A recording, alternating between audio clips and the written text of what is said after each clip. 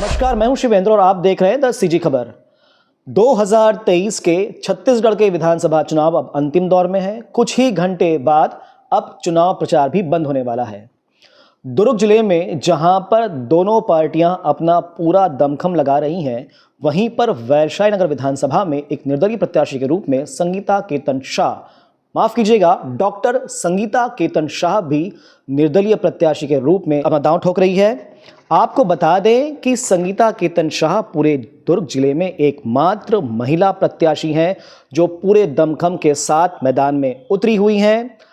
फिलहाल संगीता केतन शाह हमारे साथ हैं, जानेंगे कि कैसा चल रही है इनके चुनाव की तैयारी, क्या क्या मुद्दे ये सामने रख रही हैं और क्या बातें मतदाता इनसे कह रहे हैं। तो आइए चलिए बात करते हैं डॉक्टर संगीता केतन शाह से। मैडम जी, हमको मालूम है कि बहुत ज़्यादा अब ये टाइम आपका शेड्यूल जो है बहुत बिजी है और बहुत थक भी गए होंगे आप, तो सबसे पहले तो स्वागत है आपका द सीजी खबर में। नमस्कार। मैडम जी, एक महिला का चुनाव लड़ना, वो भी निर्दलीय प्रत्याशी के रूप में लड़ना, क्या अनुभव अब तक का आपका रहा? देखिए, बहुत अच्छा अनुभव रहा। बहुत मेहनत करना पड़ा और नारी मेहनत करती है, अपना सब कुछ अगर ठान ले तो दे सकती है जी। और हाँ, फील्ड पे जहाँ पे बहुत सारे पुरुष प्रधान जगह है, जी हाँ, जी हाँ। वहाँ पे अपने आप को साबित करना और जनता की बातों को लाना और समझाना और जागरूक करना अपने आप में थोड़ा सा कठिन रहा है, मगर अच्छा रहा है। तो जब आप लोगों से मिल रही थी, कैंपेनिंग चल रहा था आपका, तो क्या विषय सामने में आते हैं? निश्चित ही कि बहुत सारी बातें ऐसी रही होंगी जो आपको पसंद नहीं आई तो आप मैदान में उतरी हैं, बट जब आप ज़मीन पे उतरते हैं तो क्या बातें वैशाली नगर के मतदाता आपसे कह रहे हैं, बता रहे हैं? देखिए, बहुत सारे इस तरीके के इश्यूज़ हैं जी। वैशाली नगर विधानसभा में, जहाँ पे युवाओं के पास नौकरी की कमी है, जी। रहने का, क्योंकि ये श्रमिक बेल्ट ज़्यादा है, तो वहाँ पे साफ सफाई, बच्चों का शिक्षा व्यवस्था, असुरक्षा का माहौल बच्चियों के लिए जी। और नौकरी की, इवन महिलाएं रोज़गार चाहती हैं और विभिन्न प्रकार के रहने की व्यवस्था। तो मेरे ख्याल से तो बहुत कुछ हो सकता है जो इस विधानसभा में मगर हुआ नहीं है।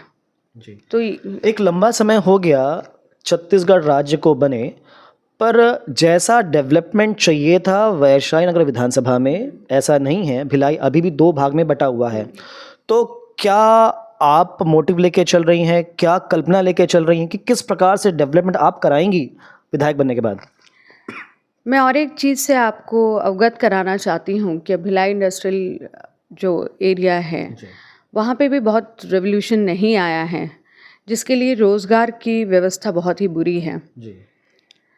मैं सरकार के सामने ये सब बात रखना चाहूँगी कि भिलाई स्टील प्लांट, जो सबसे ज़्यादा एशिया का सबसे बड़ा प्रोडक्शन का स्टील प्लांट माना जाता है, उसके बाद जो एंसिलरीज भी आई हैं, उसमें बहुत ज़्यादा फ़र्क नहीं आया है और ग्रोथ उस ढंग से नहीं हुआ है।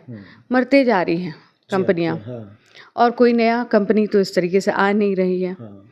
तो इतने बड़े स्टील प्लांट एरिया में, जहाँ पे एक विधानसभा ऐसा है जहाँ पे श्रमिक बेल्ट है, वहाँ पे कुछ नया किया जाए। यहाँ पे IITs हैं, IIITs हैं, IIT और एक खुलने वाला है। युवाओं के लिए आजकल का जो IT सेक्टर्स पे जहाँ पे मोस्टली फोकस किया जाता है, उसके लिए कोई IT पार्क तक हम डेवलप नहीं कर पाए हैं। ये सब पॉसिबल है इसी विधानसभा में।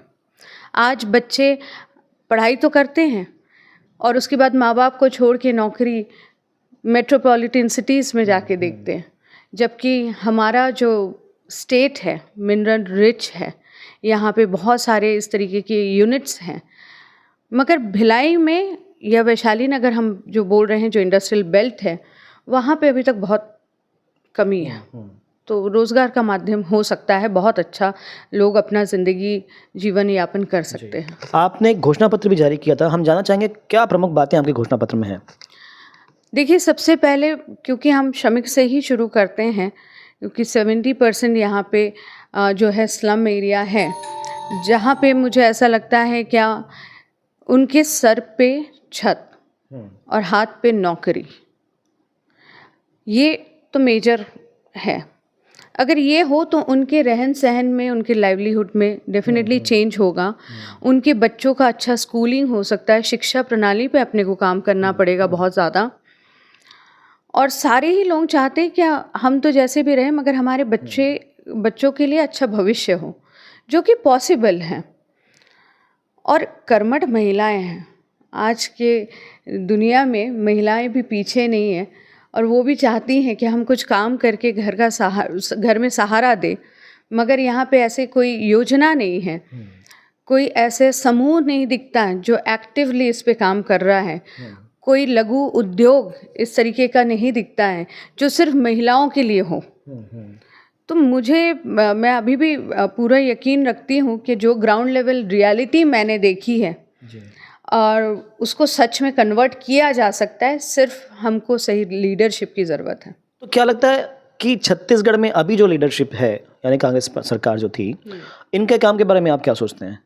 क्या बिल्कुल ठीक नहीं रहा? बहुत सारी योजनाएं उन्होंने लाई है, बहुत सारी बातें कहते हैं कि हमारी जो नीतियां थी, हमारी जो योजनाएं थी, जनप्रिय योजनाएं, जनप्रिय नीतियां थी, तो क्या बिल्कुल भी इससे लोगों के जीवन स्तर पे प्रभाव नहीं पड़ा?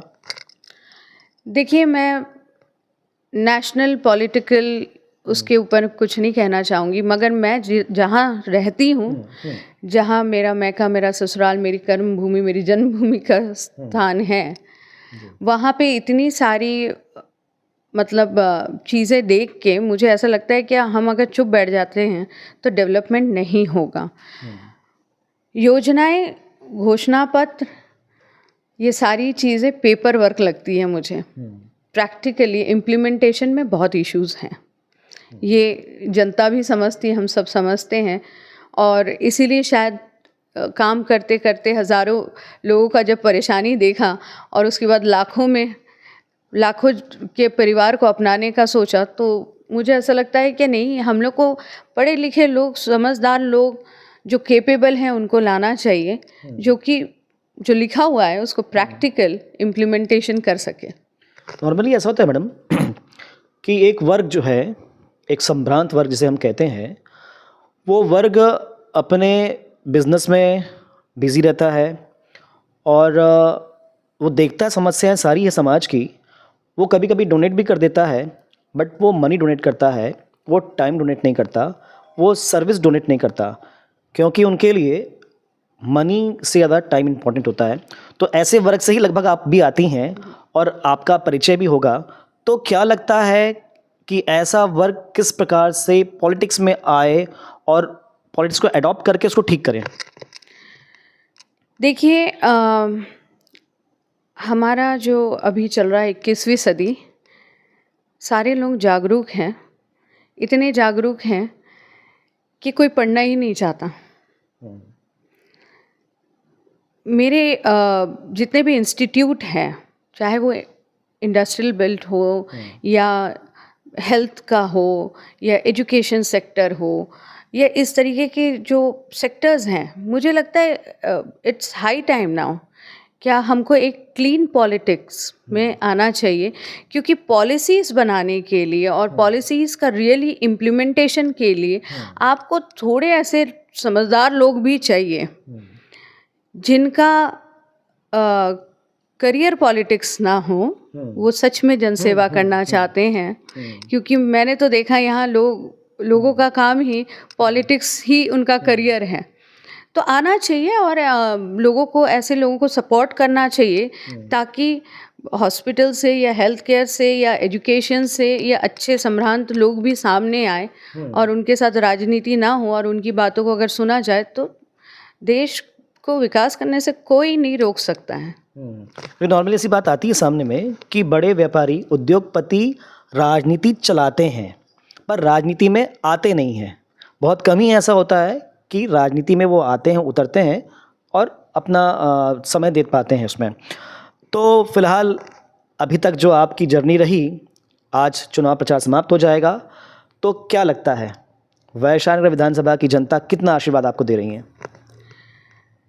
पहले तो मैं आपके पहले क्वेश्चन का आंसर दे दूं, क्या क्यों नहीं आते हैं या आने देना नहीं चाहते, उसका साक्षात एग्जाम्पल मैं हूँ। तो और फिर आप निर्दलीय लड़ो, आप जनता की आवाज़ बनो, क्योंकि आप सच में एक नेक दिल से आते हैं। तो शायद इसलिए नहीं आना चाहते हैं लोग, या इतना समय या इस तरीके की चीज़ें नहीं करना चाहते हैं। दूसरी, मैं अपने वैशाली नगर विधानसभा, क्योंकि मैं हमेशा मानती हूँ कि सेवा आपका पहले घर से शुरू होना चाहिए, तो एक वैभवशाली वैशाली नगर विधानसभा को बनाने के लिए जो भी हमें करना पड़े, हम लोग एकजुट होके, क्योंकि बहुत सारे लोग साथ में हैं और इस बार तो हर वर्ग के लोग भी साथ में हैं, बहुत जागरूकता आई है और हर इंसान चाहता है कि जहाँ उसका घर है, जो जहाँ उसकी कर्मभूमि जन्मभूमि है, वो स्थल बहुत डेवलप हो, ऐसा हर लोग चाहते हैं। तो मैं ये सोचती हूँ कि इस बार कुछ बदलाव तो आएगा और लेट्स सी क्या होता है, बट बदलाव के चांसेस तो दिख रहे हैं मुझे। परिवर्तन की हवा बह रही है, परिवर्तन आएगा, ऐसा कहना है डॉक्टर संगीता केतन शाह का। पर हमारा कहना आपसे ये है कि मतदान जरूर करें, सोच विचार के करें। 17 तारीख छुट्टी का दिन रहेगा, उसका उपयोग घूमने फिरने या पिक्चर देखने के लिए ना करें। 100% मतदान हो, ऐसा हमारा अनुरोध है। अच्छी खबर के लिए बने रहें द सीजी खबर के साथ। धन्यवाद।